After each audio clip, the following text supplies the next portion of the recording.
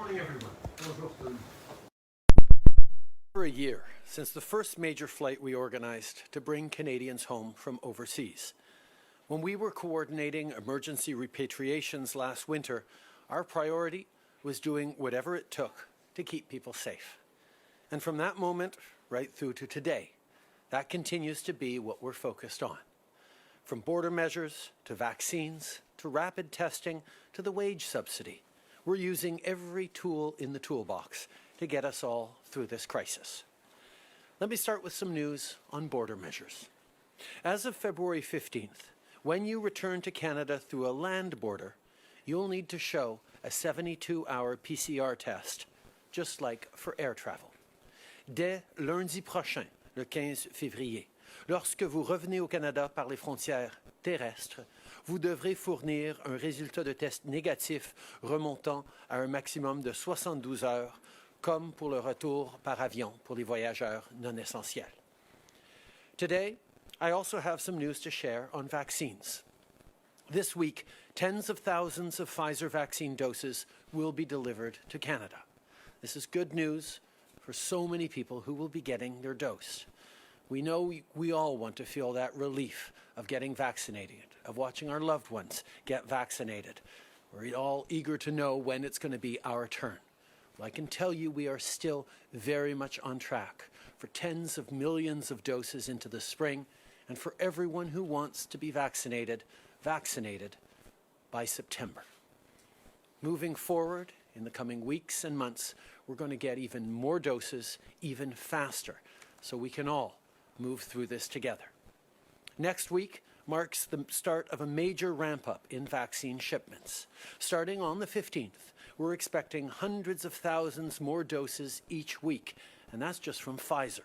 There are also other vaccine candidates currently in the approval process, and the top experts at Health Canada are working around the clock to ensure that any of these new vaccines approved is both safe and effective.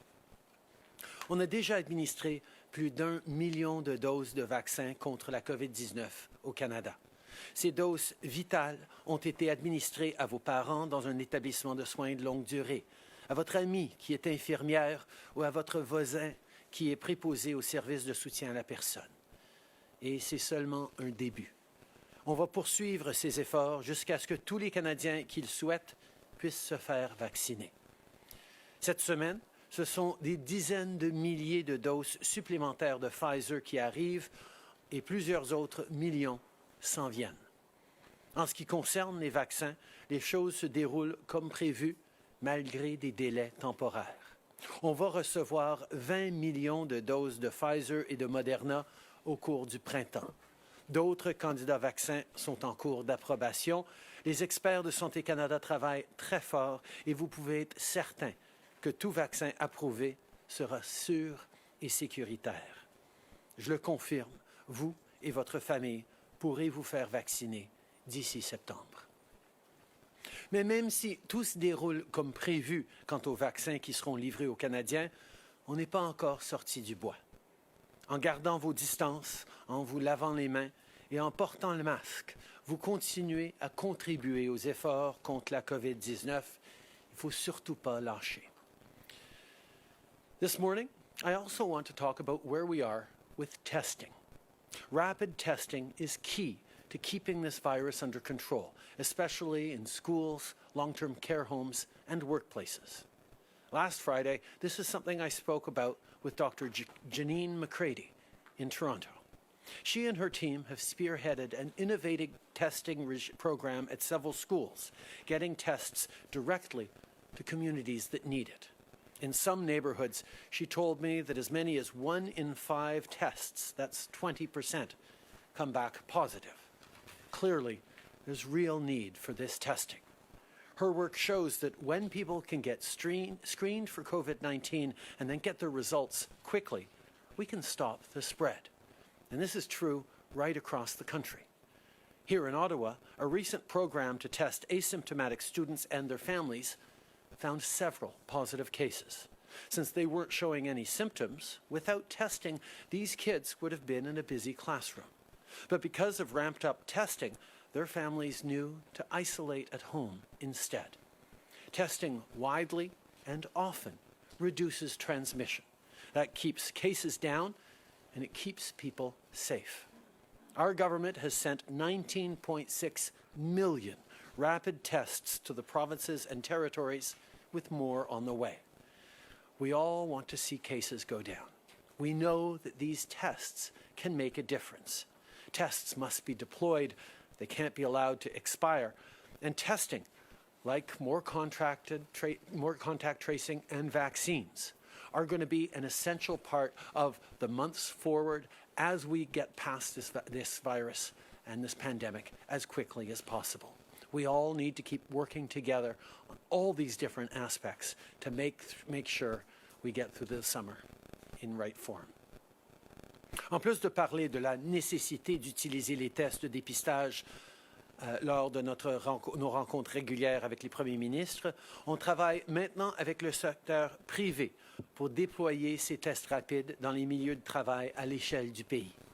Le dépistage est efficace et on veut s'assurer que les tests de dépistage soient utilisés. Ces outils essentiels nous aideront à traverser les mois d'hiver et à amorcer la période de vaccination en masse au printemps dans le meilleur état possible. As Canadians, we all look forward to spring, this year more than ever.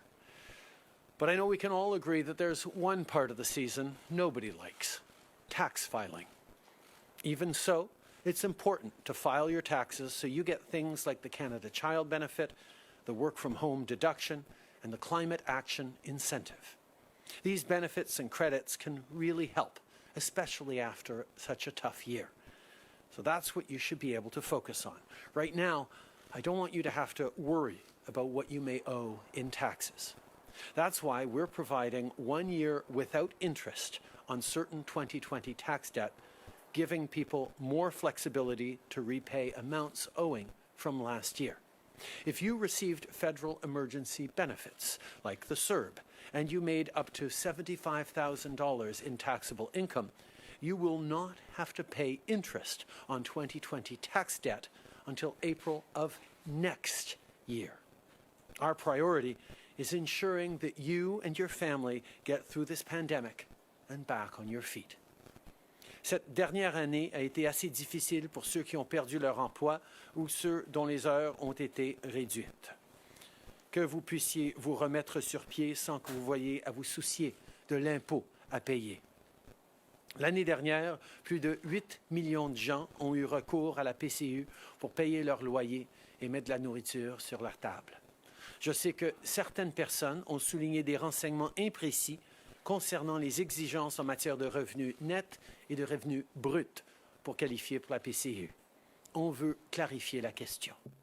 Les gens qui ont présenté une demande en fonction de leur revenu brut plutôt que de leur revenu net n'auront pas à retourner les paiements qui leur ont été versés tant que leur demande respecte également les autres critères d'admissibilité.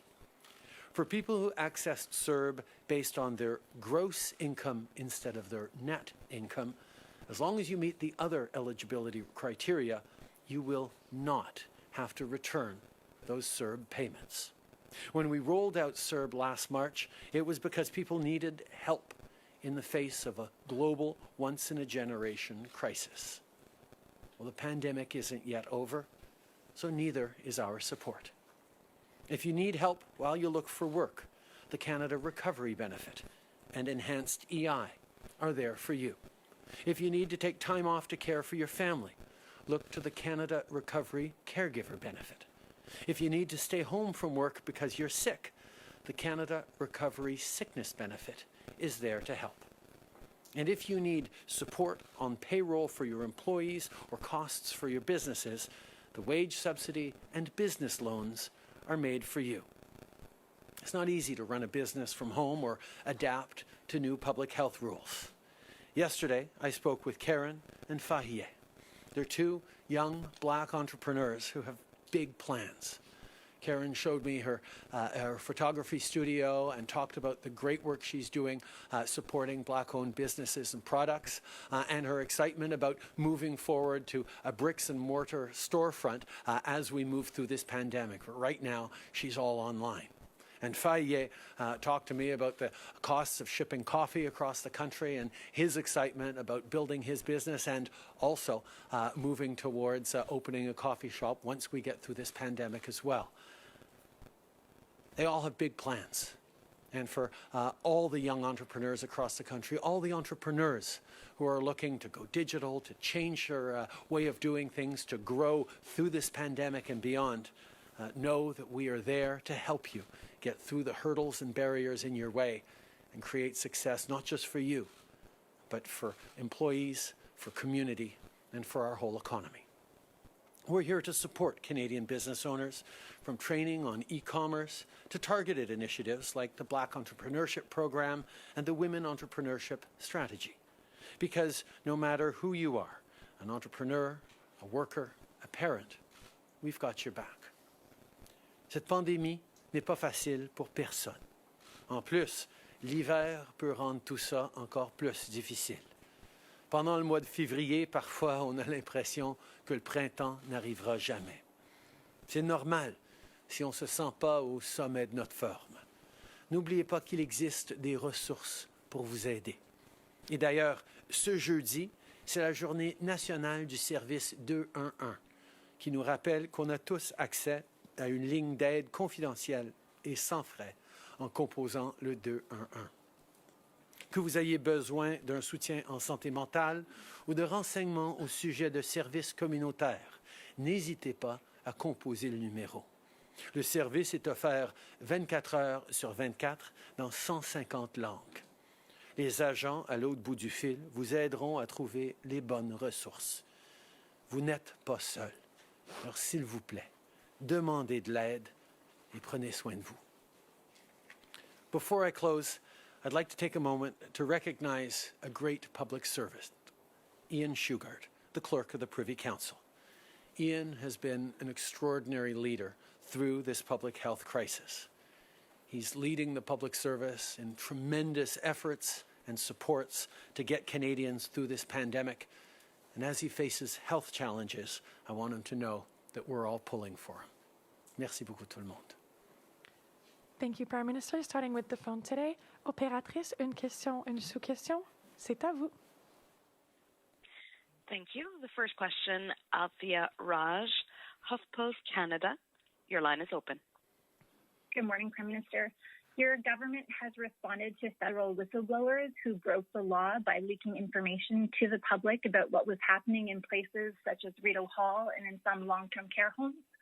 I don't think most Canadians realize that the whistleblowing law actually prevents whistleblowers from speaking publicly, that if they talk to journalists to flag wrongdoing, they can be fired for doing that, and that that is legal. 4 years ago, your own government, your own MPs rather, told your government that the law needed fixing and that it should be expanded to encourage more workers to come forward and flag wrongdoing so that corrective steps could be taken. Although you promised to do something, nothing was done. Now that you've spent hundreds of billions of dollars and more than 20,000 Canadians have died, will you expand the whistleblowing law in order to protect and flag whistleblowers and to flag wrongdoing? It's extremely important that every Canadian has a safe and secure workplace, free from harassment or other challenges and inappropriate behavior. That's why we've taken significant measures to strengthen processes and procedures in supporting anyone who comes forward with concerns. We also know that whistleblowers play an extremely important role in flagging how government can do better. And indeed, the level of transparency and confidence a government can give Canadians in constantly improving, constantly doing better and sharing what we need to do to improve is something that we've always been committed to. I look forward to continuing to work with all parties and members of the public service on strengthening measures to make sure that this government is always open about what's going wrong and how we can fix it. Following up, Althea? Yeah, I feel like you constantly say the right things, but your government's actions don't follow through on the words that you say. Why won't you fix the law if you acknowledge that it is too restrictive? We're always looking to do better. We're always looking to improve structures and systems within the government. And I thank you very much for bringing forward these concerns. Like we have many MPs and Canadians bringing forward these concerns. We're going to continually look to improve structures to make sure that what we're doing for Canadians is being done right, is supporting Canadians throughout this pandemic and beyond. I made a simple promise at the beginning of this pandemic that we would have Canadians' backs. And through listening to MPs, to Canadians who come forward with gaps or challenges that they're facing, we've done a tremendous amount to improve the supports for Canadians right across the country, and we will always look to continue to do that. Thank you. Opératrice, prochaine question au téléphone. Merci. La prochaine question, Catherine Lévesque, La Presse canadienne, à vous la parole. Oui, bonjour, M. Trudeau. Je voudrais revenir sur les frontières terrestres. Est-ce que le Canada va refuser l'entrée à un snowbird, par exemple, qui n'aurait pas son test en main? Non. Ce n'est pas légal pour le Canada de refuser l'entrée à quelqu'un qui a le droit d'entrée, qui est un citoyen canadien. Quand ils se présentent à la frontière au Canada, ils sont déjà sur le territoire canadien. On ne peut pas les renvoyer aux États-Unis s'ils sont canadiens ou s'ils sont résidents permanents. On peut par contre, appliquer des pénalités sévères s'ils n'ont pas leur test. On peut exiger un suivi attentif de Santé Canada avec d'autres dépistages. Mais on sait que la grande majorité des gens vont faire ce qui est nécessaire et se procurer un test pour pouvoir le montrer à la frontière et pour pouvoir rentrer chez eux pour faire leur quarantaine de 2 semaines. It is not legal to refuse entry to any Canadian who wants to come home. And that's something that is the major difference between land borders and air borders. You can prevent someone from boarding a flight in Miami or elsewhere. You can't prevent someone who's standing at a land border crossing from entering Canada because technically they're already on Canadian soil when they're speaking to that customs officer. That's why what we can do is, in cases of no test to show, apply a stiff penalty, a fine, and demand and ensure a rapid and complete follow-up to make sure that they are getting tested, that they are being properly quarantined, that they are not putting at risk the safety of other Canadians by returning home without a clear negative test. These are measures we're putting forward, but as of next Monday, people who show up at a Canadian land border on non-essential travel will be expected, like returning snowbirds, will be expected to show a negative PCR test from the previous 72 hours. En suivi, Catherine? Oui, tout à fait. Pouvez-vous nous dire de quelles pénalités, quelles amendes on parle exactement et en fait, quelles seront les conséquences pour quelqu'un, un Canadien, qui n'aurait pas son test négatif en main? Qu'est-ce qu'on va faire exactement? Merci. D'abord, il faut comprendre que les travailleurs non essentiels par avion représente à peu près 95% des voyageurs qui rentrent au Canada par avion, mais des travailleurs non essentiels au niveau de nos frontières terrestres représentent seulement à peu près 5% des gens qui traversent. La grande majorité des gens qui traversent à nos frontières terrestres, c'est des travailleurs essentiels, des chauffeurs de camions, des infirmières, des gens à ce niveau-là. Donc, pour cette petite proportion de gens qui arrivent à nos frontières terrestres, s'ils n'ont pas un test négatif, il va y avoir des amendes qui pourraient monter jusqu'à 3 000 $ par personne. Il va y avoir des mesures qu'on est en train de mettre sur pied qui vont assurer un suivi, un dépistage et un suivi pour s'assurer qu'ils ne sont pas en train de mettre à risque les autres Canadiens avec leur retour au pays. Merci. Opératrice, dernière question au téléphone. Thank you. Merci. Our last question, Hélène Buzetti, Le Devoir. Votre ligne est ouverte. Oui, bonjour, M. Trudeau. Juste pour bâtir là-dessus, donc vous dites que ça pourrait être des amendes allant jusqu'à 3 000 $ par personne. Vous parlez aussi de suivi. Peut-on imaginer que ces voyageurs-là seraient eux aussi placés, par exemple, dans des hôtels surveillés? Et d'ailleurs, sur cette mesure-là, pour les voyageurs en avion, qu'est-ce qui tarde? Là? Pourquoi on n'a toujours pas de date d'entrée? Déjà, dans des situations où les gens se présentent dans un aéroport à l'arrivée au Canada d'outre-mer et ils démontrent qu'ils n'ont pas un plan adéquat de quarantaine, on a déjà des endroits où ils vont devoir aller s'isoler s'ils ne peuvent pas faire adéquatement leur quarantaine à la maison. On a déjà des systèmes en place aux grands aéroports pour établir ces possibilités.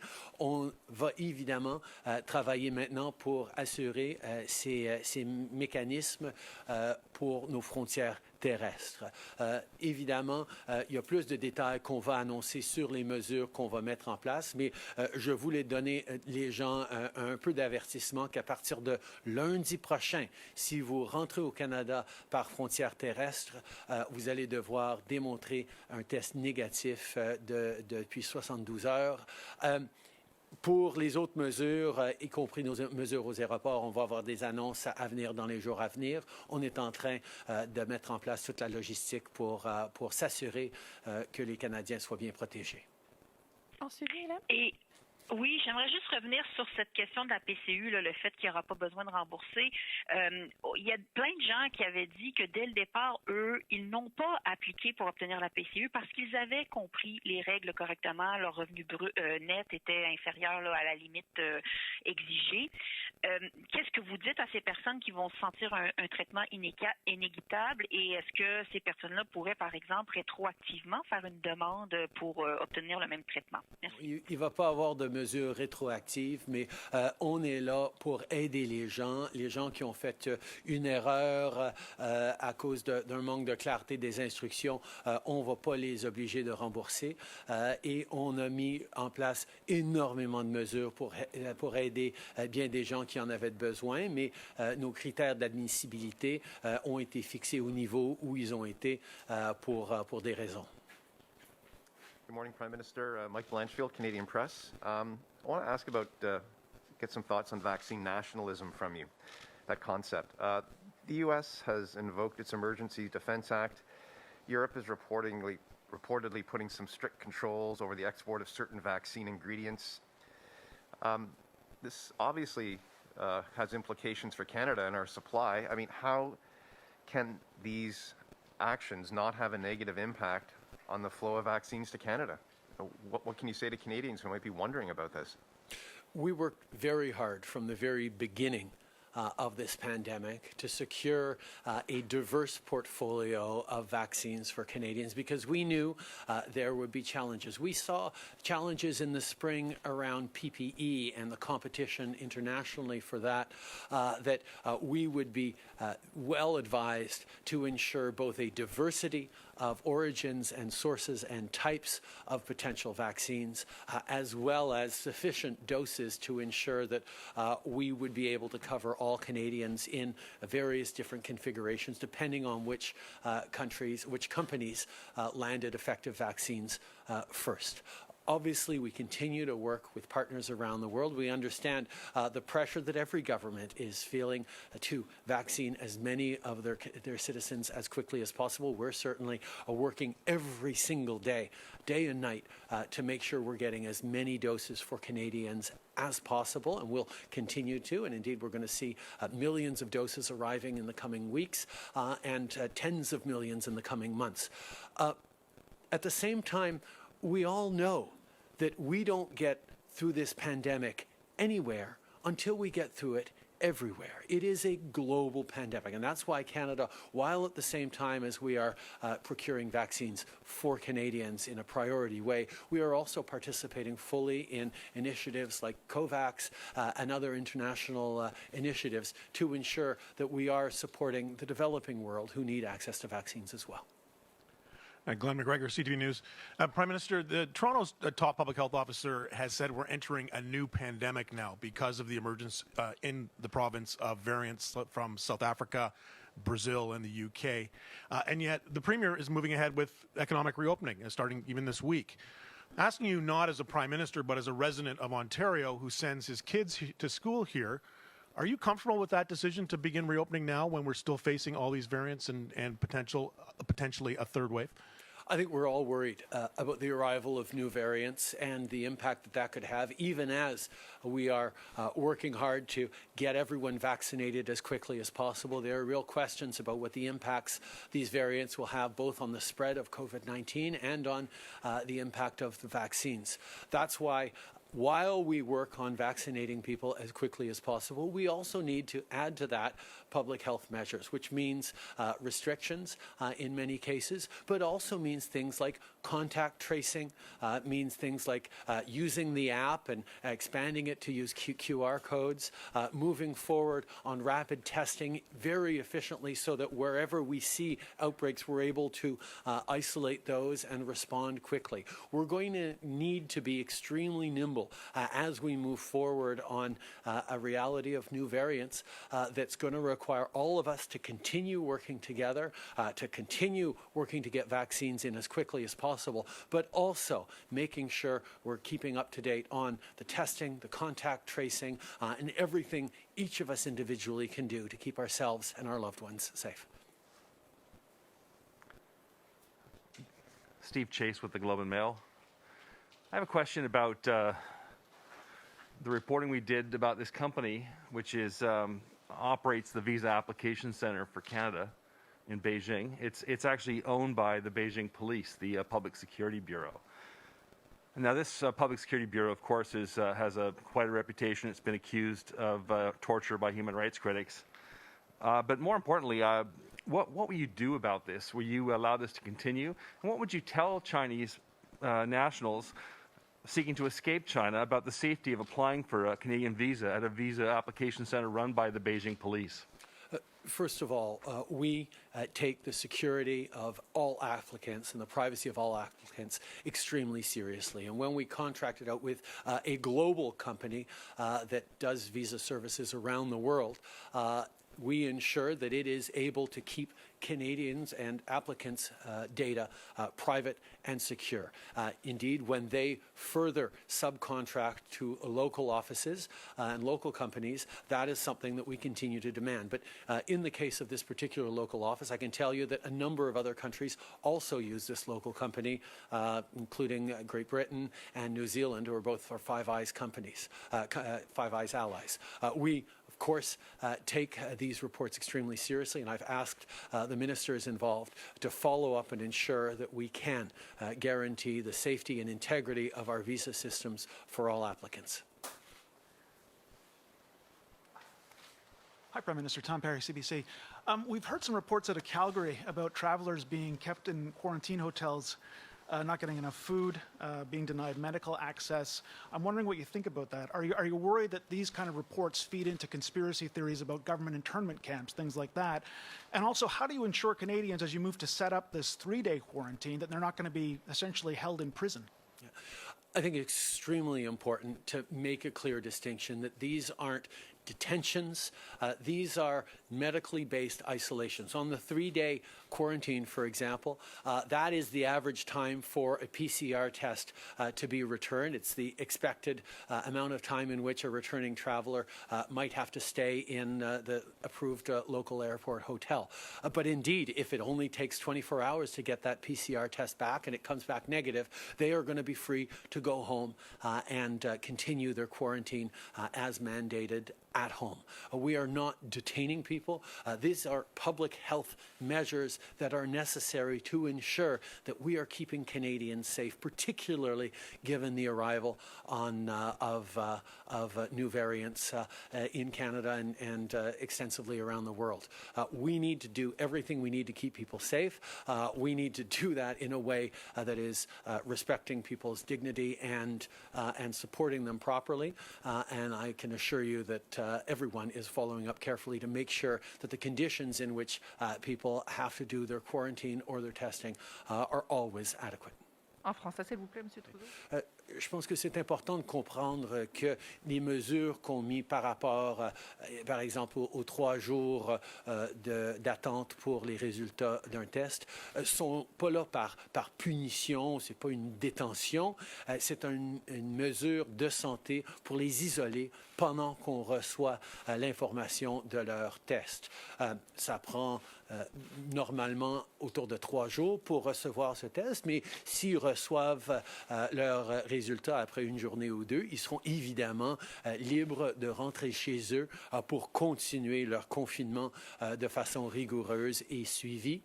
Mais on n'est pas là pour détenir les gens, on est là pour assurer que les règles de santé publique soient suivies et que les gens soient gardés en sécurité.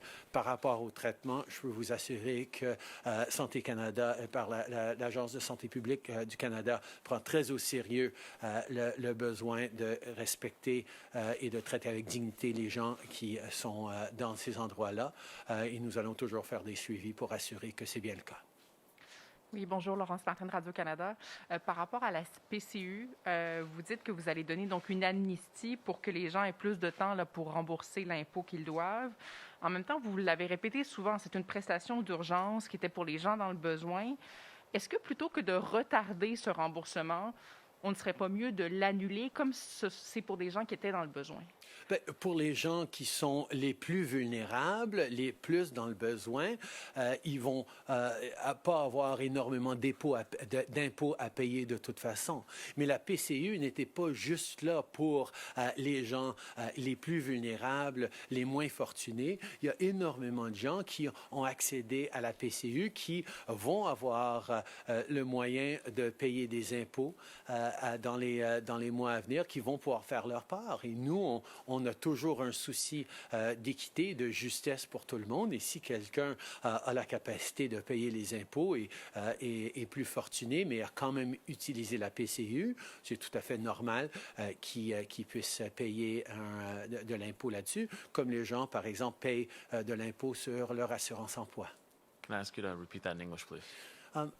Obviously, we put forward measures to help people who are in difficult situations, and the CERB is there was there to help people who were facing no revenue coming in because of the pandemic, and that was extremely important at that moment. But the CERB wasn't only taken up by low-income Canadians. Obviously, if you're extremely low income and you took the CERB, you're unlikely to be having to pay much in the way of taxes come tax time. But for many people who took the CERB because they needed it in the moment, but then went on to get back to their job, back to work, and are in the income range where they're used to paying their fair share of taxes, the CERB will be taxed. It's about making sure that it's fair for everyone.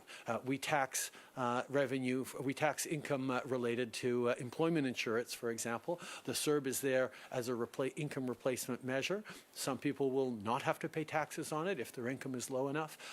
Many others will need to pay their share of taxes. That's just how our system works. But we are giving an amnesty on people on the interest payments on repaying their CERB taxes, because we know that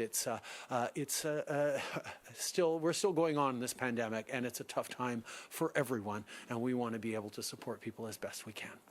Prime Minister Mike Couture with Global National. On the allegations facing General Jonathan Vance, the Office of Defense Minister Harjit Sajjan says it notified the Privy Council office of concerns about Vance's alleged behavior. So first I wanted to know, is that enough? And Canadians want to know what you knew. Did Defense Minister Sajjan at any point raise concerns with you about General Vance's behavior towards female subordinates? And I think Canadians just want to know what you knew.